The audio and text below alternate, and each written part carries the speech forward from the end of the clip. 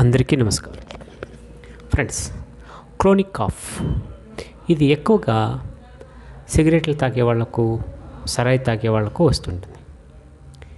ఈ chronic cough ఈ సిగరెట్లు తాగే వాళ్లకు ఏ విధంగా ఉంటుందంటే కొద్దిగా కెమ్ము ఉంటుంది, కొద్దిగా వాళ్ళకు కఫ వస్తుంటుంది. వాళ్ళు దాన్ని నెగ్లెక్ట్ చేస్తే అది అస్తమయ ప్రభావం ఉంటుంది. ఎందుకు కొద్దిగా కఫ వస్తుందంటే వీళ్ళు తాగే సిగరెట్ వల్ల లంగ్స్లో కొద్దిగా హీట్ అయిపోయి వాళ్లకు కఫ బయటకు వస్తుంది. కాబట్టి వాళ్ళు ఏదే తరహా మెడిసిన్స్ తీసుకోకుండా తగ్గిపోతుందిలే అని నెగ్లెక్ట్ చేస్తుంటారు. అలా చేయకూడదు.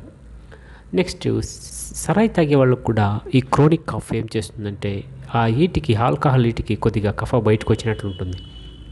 కానీ వాళ్ళకు దగ్గు అప్పుడప్పుడు వస్తూ ఉంటుంది. అంటే కాఫ్ అని కెమ్ముతూ ఉంటారు. ఇవి రెండు సిమ్టమ్స్ ఒకే విధంగా ఉంటుంది, స్మోకింగ్ చేసే వాళ్ళకు మరియు సరాయి తాగే వాళ్ళకు. కానీ లంగ్స్లో ఇన్ఫెక్షన్స్ ఉన్నప్పుడు ఇవి బ్యాడ్ హ్యాబిట్స్ చేస్తే కొద్దిగా కఫ వచ్చినట్లయినా కానీ ఇన్ఫెక్షన్స్ తగ్గదనమాట. ఎందుకంటే వాళ్ళు ట్రీట్మెంట్ తీసుకుంటారు కాబట్టి దాంట్లో ఉండే వైరస్ చనిపోయి ఉండదు.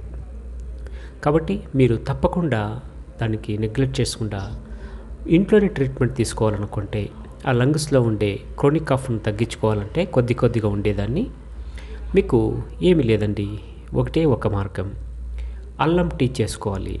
రాత్రిపూట బాగా ఒక గ్లాస్ నీళ్ళు తీసుకొని దాన్ని బాగా వేడి చేసుకొని అల్లం రసం, కొద్దిగా టేస్ట్ రావడానికి తేనె మరియు ఈ వైరస్ని చంపడానికి మనకు తులసి ఆకుల రసాన్ని ఒక 2 స్పూన్లు దాంట్లో బాగా కలిపేసి బాగా మరిగించి దాన్ని టీ మాదిరిగా చేసుకొని మీరు పొద్దున్న ఒక అల్లం టీ, రాత్రి ఒక అల్లం టీ తాగాలి.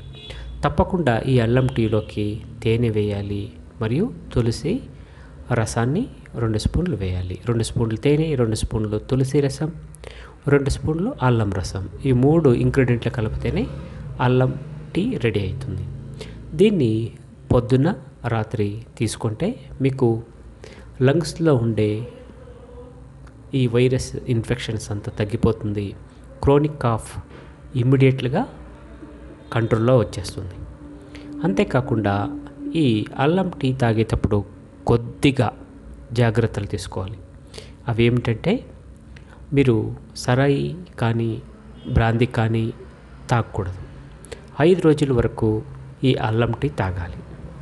మధ్యలో అప్పుడప్పుడు ఎక్కువగా నీళ్లు తాగుతూ కొద్దిగా ఎక్సర్సైజ్ చేసుకుంటూ ఉండాలి. ఇలా అయితే మీకు క్రోనిక్ కాఫ్ మీ దగ్గరికి కూడా రాదు. Thank you very much.